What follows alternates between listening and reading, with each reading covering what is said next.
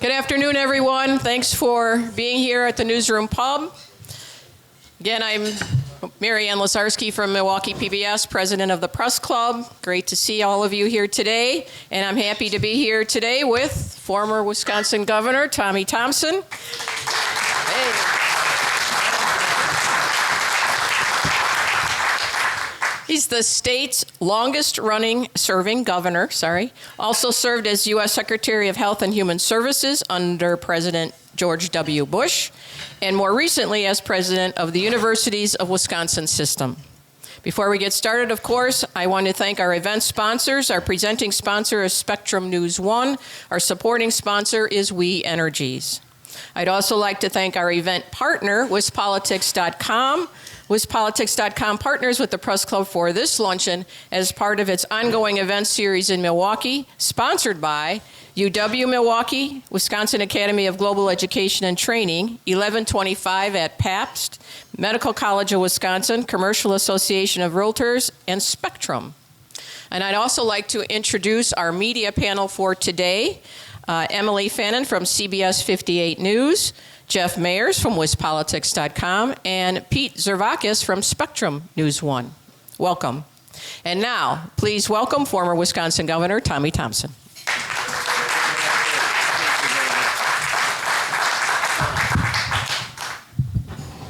Thank you very much, Maryann. And I asked Maryann to start as soon as possible because I want to say a few things, and then I'm looking forward to being interrogated by Jeff Mayer and two wonderful reporters. Happy birthday, Jeff. I'm going to tell you a story. First off, I'm extremely happy. We've got all the corn and beans in the ground, 1,000 acres of them, and so we're happy back on the farm. And I'm excited to be here. I've been here several times, and I've always looked forward to this opportunity to converse with the press. I'm sad about the fact that we don't have better and more press coverage at the Capitol and the city halls. And I know it's because, news has changed, social network has changed, and it's taken over, and the newspapers have decided that it's not economically feasible to put as many of you up in the Capitol. And I think it's a terrible mistake for our democracy. And even though a lot of you did not particularly care for it, well, you like me, you just didn't write good things about me. But it was the type of thing that I thought government was better to have the press, the free press there asking tough questions every single day. So I miss that. And I think our government has not been as good when we retrenched and retracted and didn't have as much press coverage as we used to have. I can remember back when we had all kinds of press coverage coming down from Green Bay every day. John Wingard, how many people still remember John Wingard? Jeff and Jeff do, and I do. Great reporter, and you didn't buffalo him, and he would write it as straight as it possibly can be. But that is not what the story's all about. That is part of the story. But the story is that one day I was reading the Milwaukee Journal. I was sitting in my governor's office on a Sunday morning, and I read at that particular time that only 15% of the black students, male students, were going to graduate from high school. They had dropped out or went another way, and only 15% of the black male students that started MPS were going to graduate. And I decided, looking at that newspaper article, that I had to do something about it. I'm the type of guy that sees a problem. I gotta come up with a solution. May not be the correct one, but I'm going to attack that particular problem. And I looked at it and I said, I got to do something about this. Because if we do not do this, the city of Milwaukee, the prison systems are going to grow, and the city of Milwaukee is not going to get the talent that they need to grow. And so I came over here and I met with a lot of black ministers, met with a lot of families throughout the city. And from that, in those meetings, I still remember a meeting with Bishop Daniels. I think he had 25 to 30 black ministers out at his school, and we spent all afternoon talking about education in Milwaukee. And coming out of that meeting, it was decided that one of the biggest problems was busing students from the city of Milwaukee out to Wauwatosa, out to Brookfield, and so on, and the families didn't get a chance to interact with their students. And they said, why can't we send our students to a church school or to a private school down the street? And that became the clarion call for me to start school choice in charter schools in Wisconsin, which we were #1. And today, that movement has gone to 38 states across the country, on its way to 50. Why do I say that? Because today, MPS is still suffering. We have difficulties with MPS. You notice what's taking place. It's on everybody's mind. And I look at it and I say, you know, it's time to make some real changes. I cannot remember the political person. I think it was former mayor of Chicago that said, never leave an emergency without coming up with some sort of solution. And we have an emergency situation that has been taking place in Milwaukee for many years, 30 to 40 years. And when I started as governor, there was a mayor by the name of John Norquist. How many of you remember Big John? And Big John and I had many discussions, even though we were absolutely different, diametrically opposed politically and philosophy. One thing that kept us together, a common bond, was improving the quality of education of MPS and the Milwaukee students. Because we both believed that the hope that those students needed was not being realized. They were not graduating. They were not getting the education necessary. And after that, and after I started school choice in charter schools in Wisconsin, it took off across the country. John Norquist was very much in favor of that. Even the Milwaukee Journal, which editorialized against me on it, came around and saw the opportunity for choice in Milwaukee. And then from there, John Norquist wanted to have the opportunity to run the school system, and I supported him. That's before a lot of you were even involved in covering the news. And then Tom Barrett came, and we were very close to having Tom Barrett take the position of maybe the mayor should be involved in helping to run the Milwaukee Public Schools. Tom backed away a little bit from it, I believe. I'm not exactly sure. I don't want to speak out of turn because Tom did a good job, and I don't want to criticize anybody. But I'm just saying that there were two mayors that particularly wanted the opportunity to do something about MPS. I came up with a program, and I don't know how many of you even remember it, and I said what needs to be done in Milwaukee. The Milwaukee public school system needs to be divided into 4 equal school districts. 4 equal school districts. Because it is too big, it's too unwieldy. And when you elect people in which the teachers union, and I'm not complaining about the teachers, because I think the Milwaukee teachers do a good job, as much as they're capable of doing. In regards to not capable, they're very capable people. But the fact is that the Milwaukee public school system is set up, it's too big, it's too bureaucratic. There's too many roles of bureaucracy. It doesn't get down to the educational system. You also saw when the Association of Commerce came out against the referendum, and the referendum passed. But now the superintendent of schools has stepped down, and one of the problems is not keeping the books up to date and keeping the financial budget in line. And we have this kind of problem. And what we're doing is we're failing.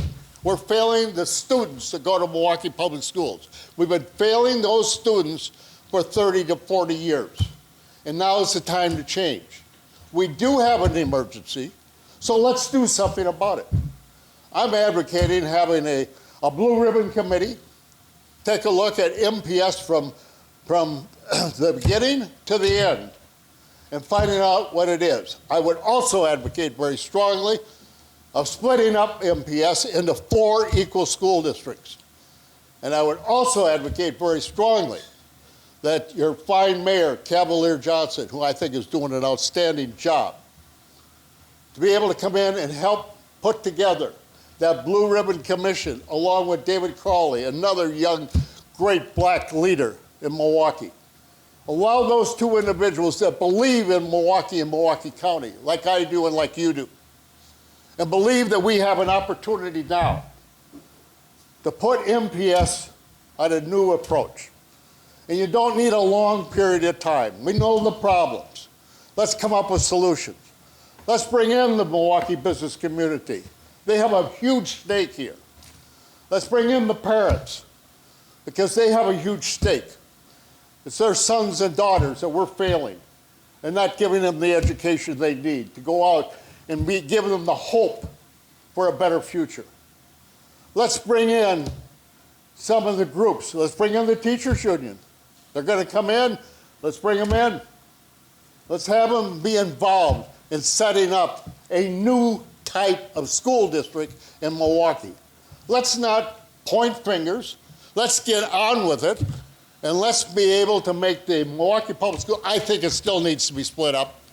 Strongly have believed it, put it in, and believe very much that it should be divided up into 4 school districts. You look at Sun Prairie. Sun Prairie now is just split into 2 school districts, the east and the west, and they're both doing extremely well. Competition in Milwaukee School District would be very good. And I think that we should do that. And I think the mayor, the county exec, Association of Commerce, Dale Kiyinga, a former legislature, and you take into consideration what happened this past year. You had Mayor Johnson, County Exec Crowley, sitting down with Republican legislators and legislators on both sides, and they came together and developed a new state revenue package for shared revenue for the city and county of Milwaukee. And they got control of it. They did it together on a bipartisan basis. That's what I'm talking about. Let's use this leadership now. Let's use this problem area right now and develop the Milwaukee Public School District the best that it possibly can, and give those children in Milwaukee Public Schools the hope, the chance that they all need and deserve. And I also take a look at higher education, which I came from. And as a lot of you know, I said 5 years ago, I said, set up a blue ribbon task force for the university system because we got huge problems coming. A reduction of students. And I asked the governor to get involved. I asked the Board of Regents to do it. And nobody wanted to do it. And I kept advocating for it. And I still believe that's what's needed. You take a look at vocational schools and 2-year campuses, which are now failing because we don't have enough students. And yet, in the same communities, all over this state, we have a vocational school and a 2-year campus. That's ridiculous when you don't have enough students to fill them. What you need to do is you need a community college system and put them together and allow students to have the hope to go to those schools and matriculate up through, out of MPS. Give them the hope to go to a 2-year campus, matriculate up and go to school and be able to get a college education, a vocational education, and that's through the community college system. And be able to save money, build the district so that you have the capacity and you have the students there to service them. Instead of closing them down without trying something, I think is a complete failure. And so those are my quick reactions. I know I spoke more than the 5 minutes that Maryann gave me, but I wanted to tell you I am damn serious. When you got a problem, don't look around. Get at it, attack it, and do it. and set it up and do it just like you did on shared revenue. Let's do it for MPS. Let's do it for the University of Wisconsin system and the vocational system. Thank you very much.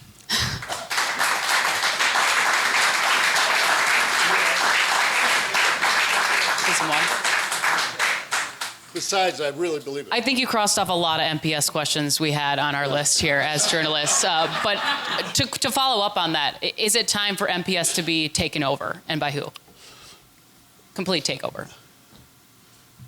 It needs to be changed. I think split up MPS into 4 equal districts like I advocated back when it should have been done then. We should have done it when John Norquist and I were talking about it in the late 80s and early 90s. And nobody wanted to do it. Everybody wanted to keep the status quo. Tom Barrett and I talked about having the mayor take over when he was here. And then a lot of opposition developed and backed away. Can't back away. Gotta go. We gotta save the school system for those young students, those young men and women who are coming out of there that need the hope instead of a failing school district. And that's why it needs to be split up or it needs to be taken over. It should not continue the way it is. Why don't you just advocate for a takeover period? Because you contemplated it, and like you said, it didn't want to and now the problem has existed in your mind for 30 to 40 years. So why not just advocate for a straight takeover by the mayor and the county executive? I'm willing to do that, Jeff, but I think it should be studied first. I don't want to just say that, I haven't talked to the mayor, I haven't talked to the county exec. I don't know if they got the desire. I don't know if they want to do that. But I think they certainly have got the desire and passion for Milwaukee. And they're great young leaders that will want to do something about setting up a better system. So let's bring those 2 young men in, along with other people, and study it. You don't need a year to study it. Not 3 months and get it ready for the fall. Right, but like you said, the teachers union would have to be involved, and and now the business community is against the teachers union. There's a divide there because of the whole referendum thing. So how are you going to get all those players involved to do a takeover or to really revamp the school district? Because the referendum created a divide. Created a divide, and what's wrong with that? When you got a divide, you got a problem, bring it back together again. There's nothing about a good fight. There's nothing wrong with that. And there's been a good fight. Now it's time to put the pieces together. Now's the time to bring the study committee a 90-day. Turn your telephone off, Jeff. Dean, you should have done that. Now's the time to put a 90-day blue ribbon task force together. And with the mayor and the county exec, and bring all the diverse groups in. The smart thing to do is to bring, when you're fighting somebody, to bring them in the tent. Bring the business people, bring the teachers union in, bring the parents in, and sit down and say, we got a problem. If we go back to the same system, in 5 years we're going to have the same problem. Let's change the system now. Everybody's been advocating it. Let's get it done. Let's do it in 90 days. And go take it to the legislature. The legislature would jump at the chance to do something. Well, not until they come back early next year. But what? Yeah, but was the referendum passed under false pretenses here? How can you say it passes under false pretense? It's an election. Somebody won, somebody lost, and that's what happened. I can't say it was under a false pretense. I didn't put the budget together. I do know that education needs money. I also know that they spend a lot of money on bureaucracy in Milwaukee, and now's the time to change that. Now's the time. Don't give up the opportunity. You got a problem, attack it. Don't just talk about it. Just don't write about it. Let's bring it together and let's start solving the problem. That's been my mantra ever since I was governor, Jeff. I see a problem, I don't run from it, I run towards it. And that's why I'm so happy I'm here today, because you got a problem here, I want to talk about it. I want to get to the front of it, and I want to say, let's bring in the best minds, and let's come up with some solutions. I'd even have you on the committee because I think you got some pretty good opinions sometimes. So that's what I need. I want the best minds to come. I have to set a higher bar. But I want the best minds in that room, and I want to give. And the worst thing in the world is to have a year. The worst thing in the world is to have a year study committee.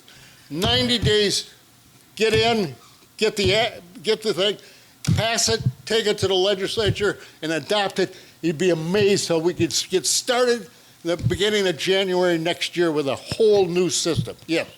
Governor, I'm going to stay on this theme but switch topic, but you're talking about taking action, so I want to throw a couple hypotheticals at you. Go ahead. First of all, Wisconsin Policy Forum says right now state debt is the lowest it's been in 25 years. Now, that being said, still $11 billion.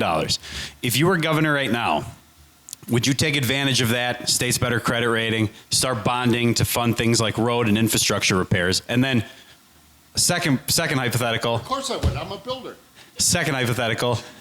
Would you eliminate the state income tax? Put me along the 4-lane highway across the state of Wisconsin with Tommy Thompson. I'm a builder. There were 2 seasons when I was governor. Winter time and highway construction time. And I'd go back to that. You're damn right I would. Republicans have also, Senator Lemahieu's been very strongly in favor of, he says we need to eliminate the state income tax to stay competitive. If you were governor, would you do that? Why not? What's wrong with getting rid of the state income tax if you can do it? I don't know if you can do it, but if you can do it, what's wrong with it? Why not make Wisconsin better than Florida as far as attracting people to come here? We got better weather. Texas.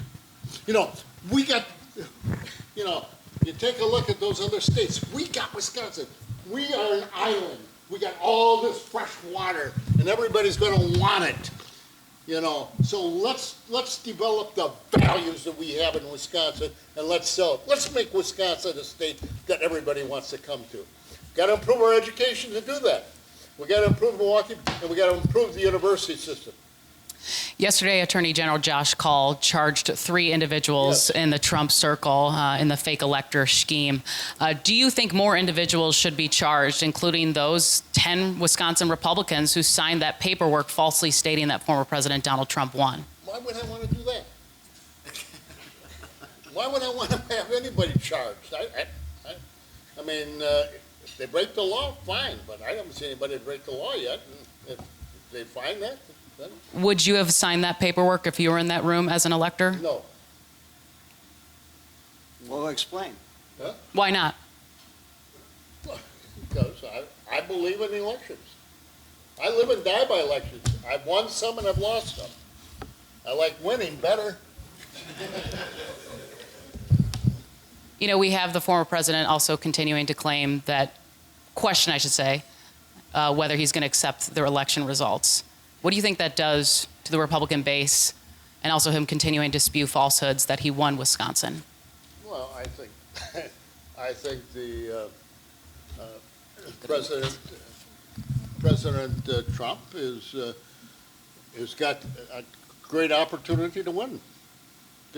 I mean, you talk about President Trump, I'll talk about President Biden. I think, you know, in my comparison, there's no question that our country is going the wrong way, and we need a change. And President Trump offers that change, so I will be supporting him. You are going to be supporting him? Yes. But I don't like to put Republicans in jail. If you're asking that question, I certainly am not going to favor that. Okay, so the Republican Party has been taken over by Donald Trump, and the Republican Party that exists today is not anything like the Republican Party when you were governor and when you were running for president. So do you like the change in the Republican Party that has occurred, that is really about all one individual, not the grassroots? I like my Republican Party a hell of a lot better than the progressive Democratic left wing that's taken over the Democrat Party.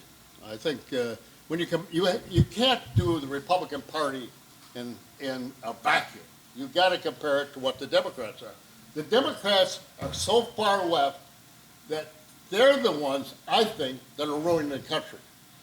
The open borders, high inflation, the kind of turmoil we got in our cities, the crime, the education system. They're in charge. They're responsible. So you can blame Donald Trump for a lot of things, but once you blame Donald Trump, I'm going to bring you back to reality that the Democrats are leading us in worse shape right now as a country than President Trump ever did. Okay, so you're a delegate to the National Yes, I am. Convention. You're in the Wisconsin delegation, and you're comfortable with nominating Trump to be the presidential nominee despite everybody's misgivings, the verdict, the charges against him in other jurisdictions. You're comfortable with that? I am comfortable with Donald Trump being the candidate. Yes, I am. And once again, you bring up Trump, I'm going to bring up the current president. And if anybody's got problems running this country, it's him. And I think the people recognize the problems that the current president has. So you're about the same age as Biden. Is he too old to be president? Absolutely not. Okay. Absolutely not. Could Biden give a speech like that? Hell no. Governor, you mentioned you think the former president has a really good chance to win Wisconsin Oh, again. absolutely. I want to throw a quote at you from the Institute for Reforming Government and just get your response. This was late last year. They surveyed college-educated women in the WOW counties.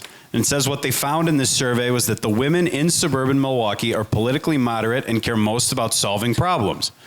Trust in both major parties is low, but when they're forced to choose, the women believe Democrats will do a better job in office than Republicans. How does your party fix that issue before November?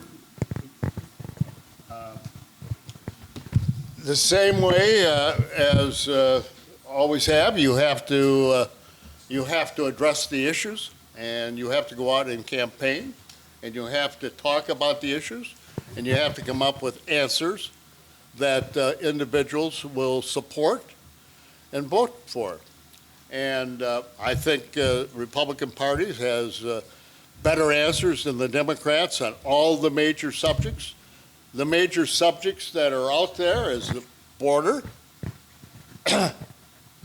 high inflation, taxation, education, cost of living.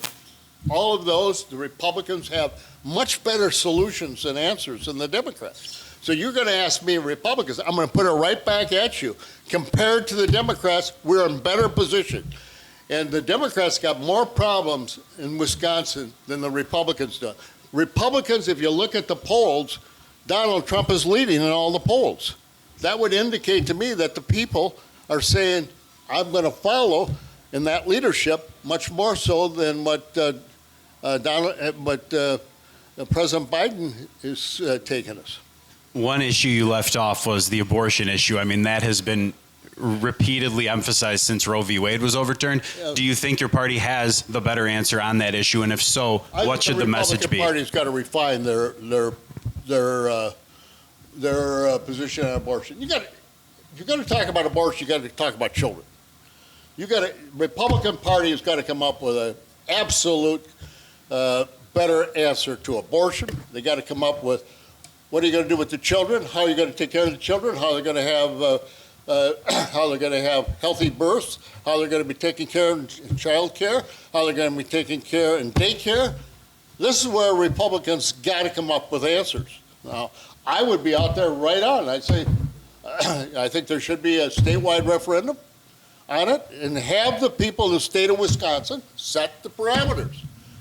Let both parties argue what it is and let the people decide. And then set up whatever that time limit is it 12 weeks, 15, 20, whatever it is, that's going to become the law in the state of Wisconsin. And have everybody get behind it and then develop programs.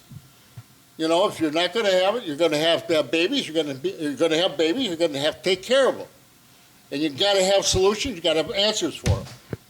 Now, I would do that if I was a candidate. If I was running for president, I'd have all those answers laid out right now. And I think that's what you have to do if you're going to be a Republican and run as a Republican. If you want to win, you got to address, just like MPS. Right now, you got a problem, let's address it. Let's get on and let's address the problem and find out solutions. 90 days. Abortion, Republicans sit down, find some answers, find some solutions, and put it out there.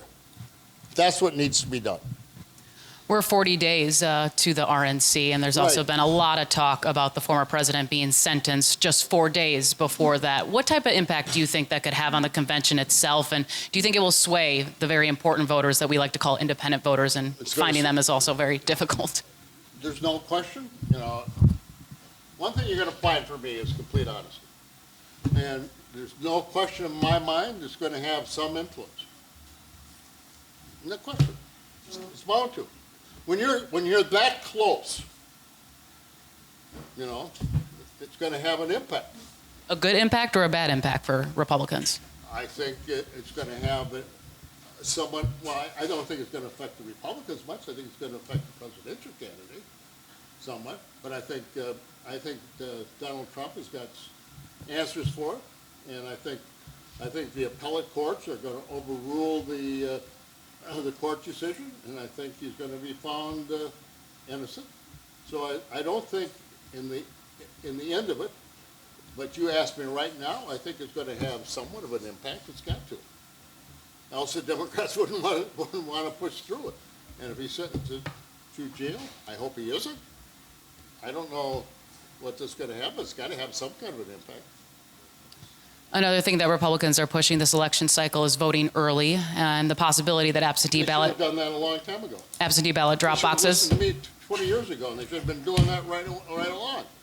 Do you think there's enough being done to convince Republicans to do that? Meanwhile, the former president continues to criticize absentee voting and I'm not making claims that are not asking true me. about it. I think you should be out there. If you want to vote early, vote early. And don't vote often, but vote early. Okay. I've heard all these jokes before. Okay.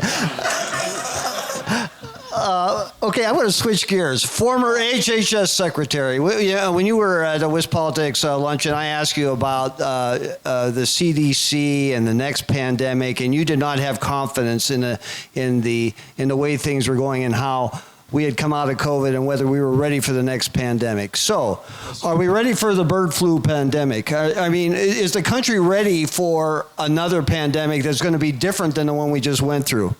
And what would you do to make it ready? I don't think we're ready because there's too much suspicion. There's too much hatred. There's just way too much confusion out there. How did the COVID start? Was it by an animal, a bird, or was it the Wuhan lab? That's still to be decided. I think it looks like it could very well have been from the Wuhan lab, but I don't have complete all the evidence to make that determination. But when you have that kind of suspicion, you're not going to be prepared, Jeff. You've got to, in order to deal with a catastrophe or an epidemic like COVID, you've got to have a strong majority of the people supporting the science. And if the science has been proven incorrectly, and in some cases it has since then, people become suspicious, very suspicious. And now there's as much evidence that the mask didn't do any help at all. And so if you would say we're going to come back now and have Jeff Mayers wear a mask, pretty doubtful you're going to wear a mask. Maybe you will, but I won't. But that's the problem. It's the suspicion out there and the confusion out there as to whether or not we will be prepared for another epidemic. Okay, well, isn't that up to the leaders? I mean, Trump undermined, the bureaucracy, the health bureaucracy at the time, did he not? Thank you very much. You're great. Oh, Maryann, that's right in the middle of my big question, Maryann. Just kidding. Okay. No, but I mean, so did you like the way Trump was undermining the healthcare bureaucracy at the time? Because that wasn't helping with trust, was it? Well, I go back. I go back to the New York mayor and governor Cuomo, who was lying about the nursing home. So you say it was Trump. I take a look at one of the leading Democrats at that particular time, actually cooking the books, and that probably did much more than what Trump did. Trump thought what he was doing was correct. I think where I would have done differently is I would have had the scientists out there making the reports on a daily basis instead of myself.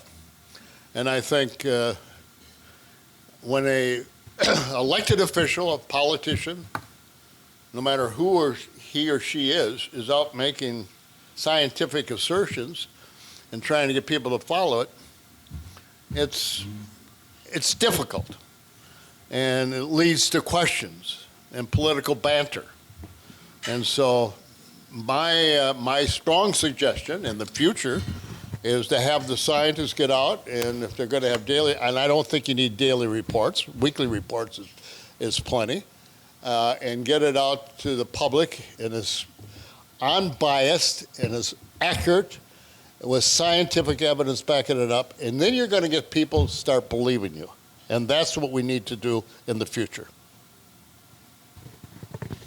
Governor, I know we've hit the RNC pretty heavy already, but with the convention being so close, I had one more RNC question. Sure. I mean, you've campaigned all around this state so many times. I think probably bipartisan committee would agree that you know the people of Wisconsin as well as anyone. Right. Do you think the RNC will actually change anyone's mind, or do you think it's more a question of either getting people to vote for former President Trump or that they will just stay at home? I mean, do you think there's actually any persuadable voters left in this matchup, given that we just had this 4 years ago? Absolutely. I mean, not many, but absolutely. And I'm a huge believer of retail politics. And I believe so strongly in getting out and talking to people. And as all of you know, I have a lot of Democrats supporting me, or did have. A lot of independents. And that's because I went wherever I knew there were voters. And I thought I could convince them or talk to them. And if they like you, they'll vote for you. And if you meet them, then more than likely will vote for you. So the more hands you shake, the more telephone calls you make, the more appearances you have in front of them, the better chance you have of being able to convince those individuals to support you and vote for you. Now, the RNC being here in Milwaukee, there's going to be thousands of Republicans walking up and down the streets of Milwaukee. Individuals that have probably never voted for a Republican are going to actually see a living, breathing, live Republican. And they're going to be in their stores and in their bars and in their restaurants, and they're going to be talking to people. They say, you guys are not bad. You're pretty friendly. You're pretty nice. So yes, they're going to convince people from Milwaukee to vote for Republicans because the convention's here. But that's true all over. And that's why I'm very happy the Republican convention is coming to Milwaukee. I think Milwaukee's a great city. It's a beautiful city. And the whole country is going to witness the beauty of this city and its people and how friendly they are. And go to some of the German restaurants. They're going to say, wow, that food is great. And the beer isn't bad either. And so I think it's the retail politics at its finest. It's going to take place here. And yes, they will convince people. And yes, I think Trump is going to win. But I also think I don't think that Biden's going to be the candidate. But I never believed that. Switching gears here to higher education, it was just last month we saw a lot of protests on college campuses at the UW system against the war in Gaza. Do you think university leaders who reached a deal with protesters made the right call in doing so, and just general reactions to that possibly happening again? No, I don't think you should allow students to break the university rules. I think you set up the rules, you set up laws, and they're there for a reason. They've been passed. The rules say no camping on Memorial Library. I don't think they should have been allowed to camp. I think people should have said no. You're a student, you're in violation. If you're not a student, you shouldn't be there in the first place. I think you have rules and laws. If you break the law, you have to pay the consequences. And I just happen to believe that. Sticking on UW system, there's also been this big fight with Republicans, specifically Assembly Speaker Robin Vos, looking to eliminate diversity, equity, and inclusion across college campuses. Your thoughts on that issue, and do you think that Republicans should try to attack DEI and root it out? I don't know. Or is he going too far?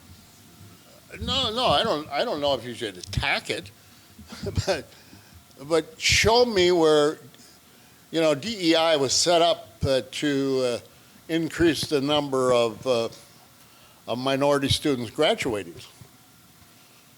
You show me where that's happened.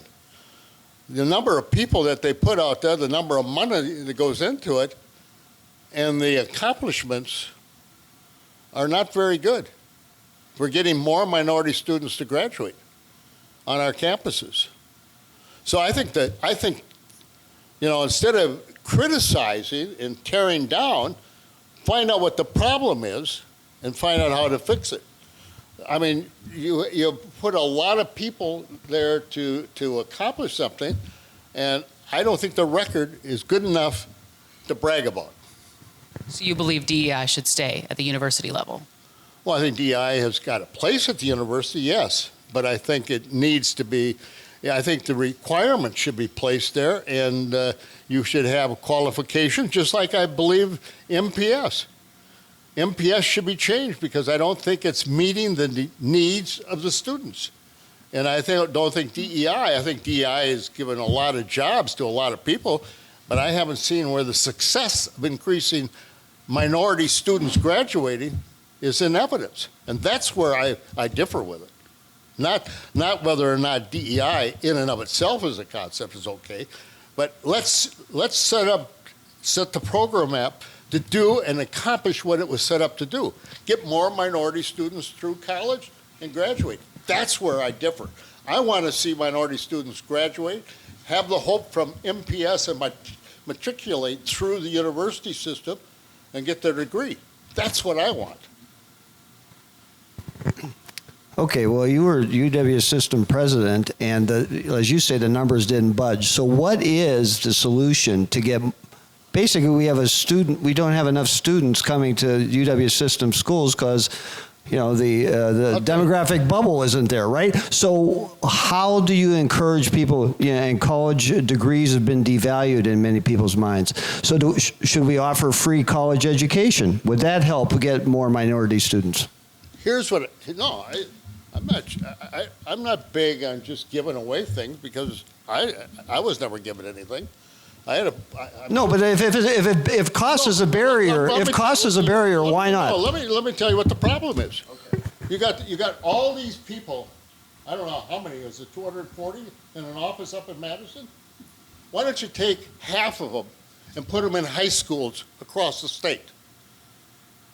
Why don't you take those people out of Madison, out of their ivory tower, and put them in a classroom in Milwaukee Public Schools and counsel the students as to what grades they have to get into college, what courses they have to have, and actually do the job of encouraging young minority students to go on to college. That's what needs to be done.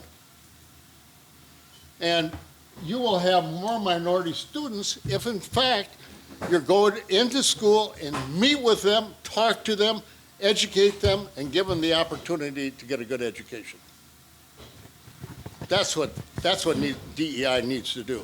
They need to do the hard work of going in and meeting the minority students in the schoolhouse, in the schoolroom, classroom.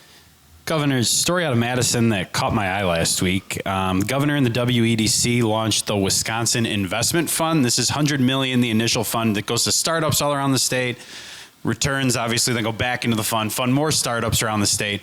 Given how risky venture capital is, I mean the normal tail, let's say, is 1 out of 10. 1 out of 10 small businesses. Is this too risky for the state to be involved in, or is this a positive way for state money to be used to stimulate the economy? Well, I think it's more federal money than state money. And I'm a big believer in getting more federal money into Wisconsin. I don't think we get enough.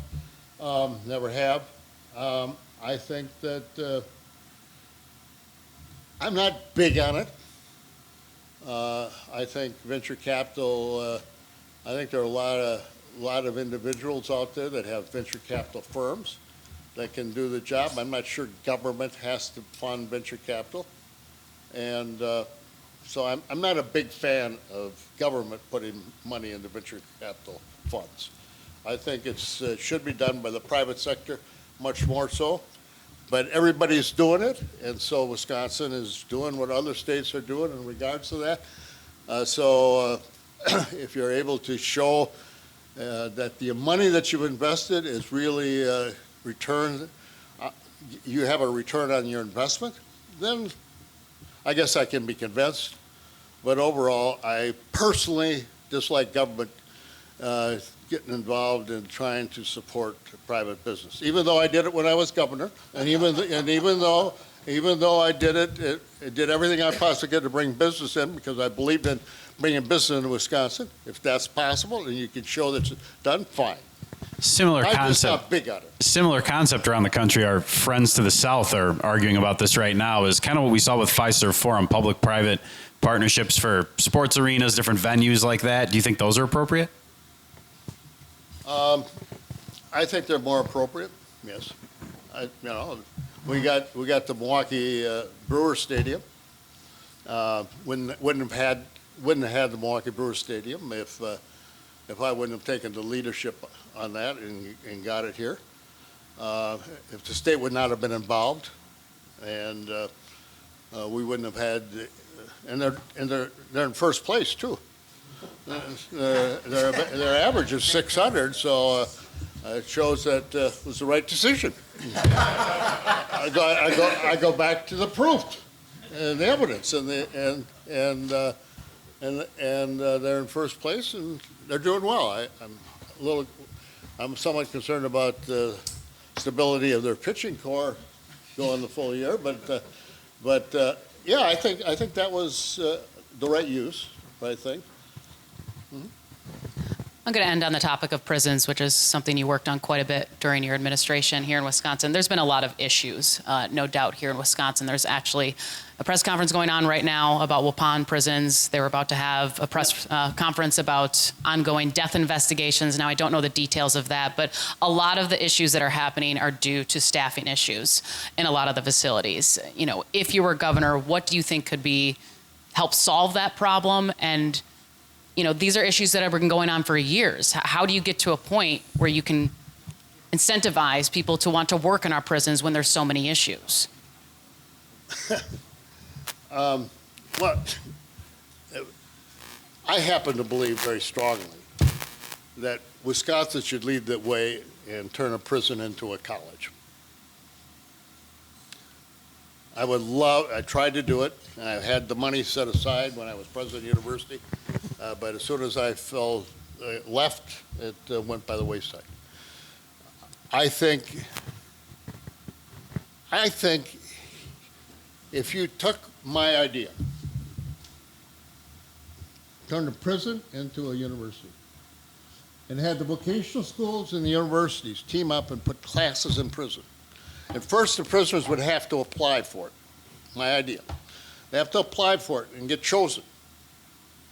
And you can't have any infractions to the penalties. And if you do, you're not going to be able to stay in the classroom. You're going to find once you put a complete reduction on problems in the prison because they want to stay there. Number two, you bring in the private sector to help set up the courses with the universities and vocational schools. What sort of jobs do you need? Number three, have the businesses sit down with the professors and put the courses in and also be required to hire them once they get through their classes. Four, act just like a classroom. They have to pass their courses, they matriculate through the system, and they graduate, and then the company hires them.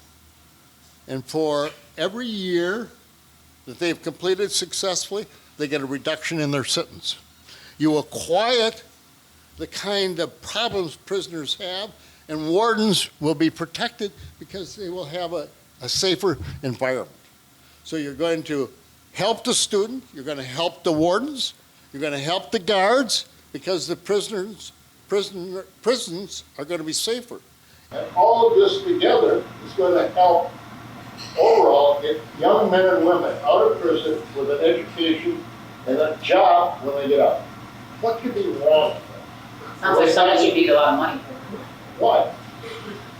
Republicans are reluctant to. No, why don't you need more money? It's a good question.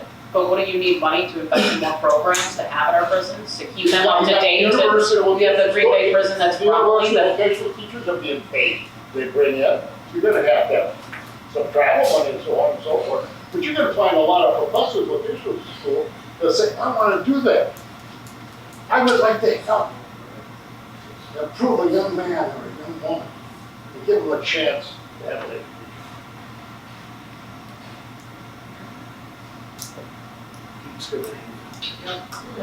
I'm honored. Make it a good one. You know, I'm listening to you talk about so many different issues and proposed problems. So, two-part question: would you ever run for governor again? And Absolutely. In 2 years? What would it take to convince you to jump in? Oh, well, I'd have to figure out if I want to get a divorce or not. That would be question number one. If you're not jumping in and it was up to you to say, I think this person should be the face of the party and run for governor of Wisconsin, who's the first name that comes to mind? Oh. Tommy Thompson.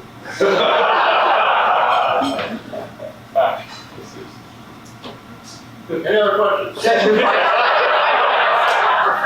All right, thank you to our journalists for their questions. Now, here comes the tough one. So if you can stand up and identify yourself, raise your hand first, identify yourself and ask your question as briefly as possible.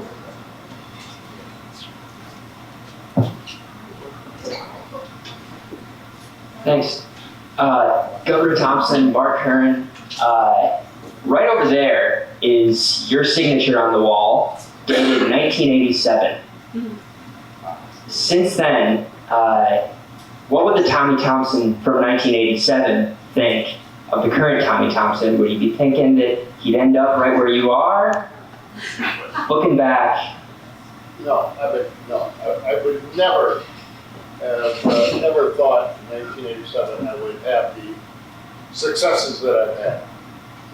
I've been extremely lucky. And people who stayed have been absolutely great. Your father, the current family, was one of my strongest supporters when I started out. Your Uncle Charles Curran, I would remember having coffee with him. I told him I was going to run. She was crazy. But I would support you. And they always have. I got a great love affair with the Curran family, and you're part of that heritage. But no, I've been extremely lucky. Who could have said that somebody that had to work himself through college tending bar, and getting in fights every weekend. Ended up being elected governor, and then get appointed to run the largest department of Health and Human Services, where I set up some programs like Part D. That was mine. It was my idea, and Bush asked me to do it for him. And then had the opportunity to be the president of the University of Wisconsin. It's pretty amazing. I've been that lucky. And I thank the people of the state for giving me that opportunity. Thanks for the question. Marilyn Krause from the Press Club. Marilyn, how are you? As great as ever. Thank you. You're Stop. here. Stop.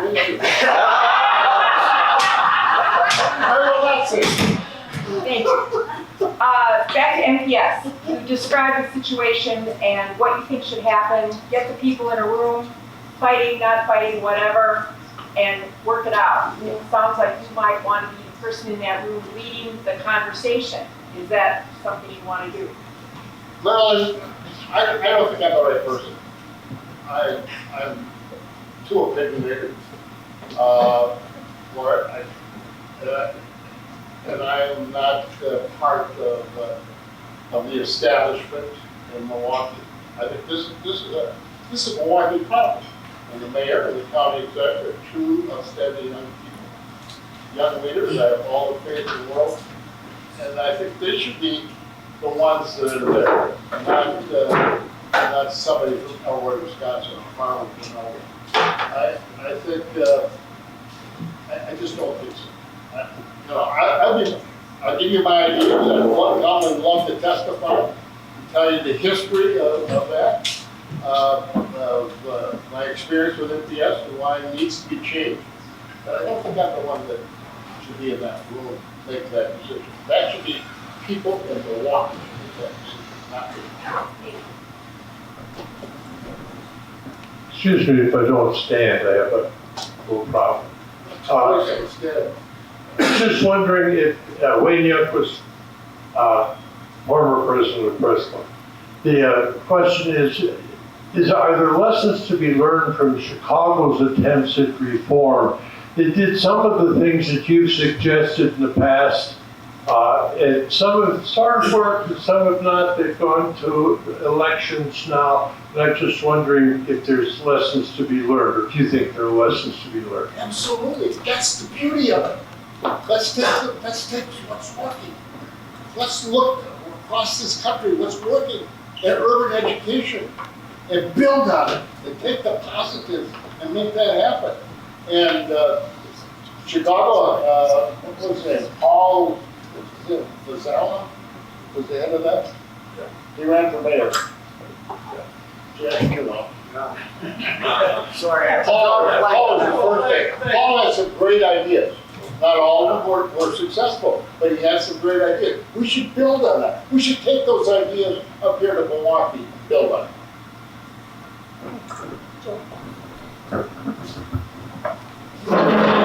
Hi, Governor Joe Shelfa. You mentioned just now working with Governor Norquist on school choice. I don't think he ever got elected governor. He wanted to change. Mayor Norquist on school choice, and Mayor Norquist on Miller Park. And it seemed like you were someone who really worked across the aisle to hit problems and attack them and find solutions. That doesn't seem to be happening anymore, especially on the federal level. How do we get back to actually working together to work for the people and get problem solved? I'll tell you how it should be done. And it's not working at state level. What you need to do, and I tell candidates this, I said, run as a Republican, run as a Democrat. But once you get elected, join the W party, the Wisconsin party, the winning party, and come together and solve problems. When I was governor, I used to invite the Republican leadership in at 9:30 in the morning. I had to buy donuts because they wouldn't buy them. I had to buy them. Then 10:30, 11 o'clock, I invited the Democrats in, leadership. So this is how far the Republicans go, how far I can go, how far can you go? Now 1:30, I bring them all back together and say, this is what Republicans want, this is what I want, this is what the Democrats want. Why can't we come together? It's not that big of a difference. I said, you can fight me all you want. And you think you're going to beat me in the next election? You're not. So let's forget about the election, let's forget about that, and let's solve the problems. Here's the problem. You give me your best answers, and it's amazing. If you don't care who gets the credit, how much you're going to accomplish. It's amazing if you bring people together and say, you know, let's work together, let's find a solution. People love to talk. People love to be able to come up with ideas and solutions. Give them the opportunity. Don't fire a press release about them and tell them how terrible they are. Forget about that. Do that in the election. But once you get elected, start being part of the winning combination. And you know, I used to. When I was running, I always had the agenda. I always told the people of my district and the state what I was going to do. People don't do that anymore. People rather fight. I want to accomplish something. I want to solve a problem. I want to run at it. I want to get something done.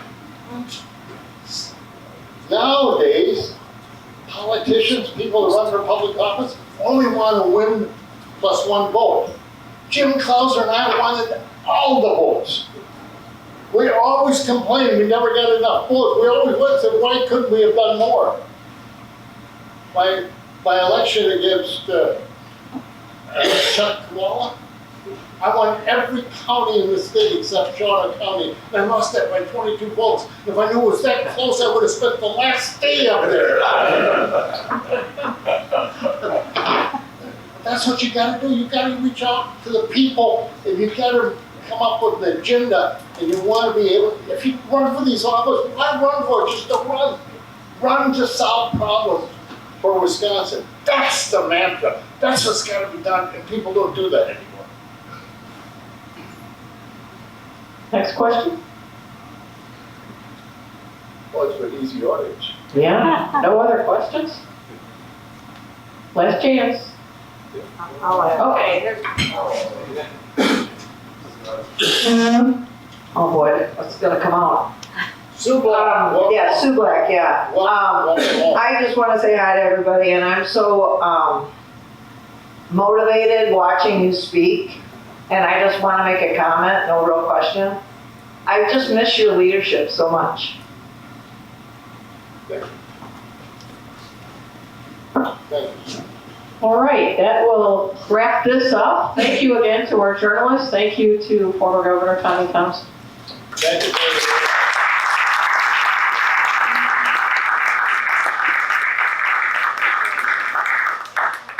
Just a few quick things. Thanks again to our event sponsors and to the Newsroom Pub and Safe House for being the hosting sponsor of this event. If you're not a member of the Press Club and you'd like to be, please see Joette at the back of the room, or go to MilwaukeePressClub.org, and it's all spelled out on our website. We'd love to have you as a member. There are different levels, so take a look. Our next Newsmaker Luncheon is Monday, June 24th, with Visit Milwaukee's President and CEO, Peggy Williams-Smith. So that should be another great one.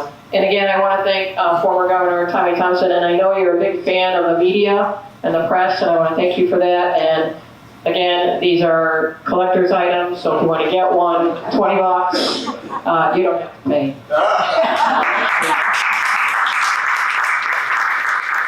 Again, if you care about the future and future journalists, proceeds from those hats do go towards our endowment, which helps students and future journalists. So just saying, if you really care about the future, you might want to think about buying a hat. Thank you. Enjoy the afternoon.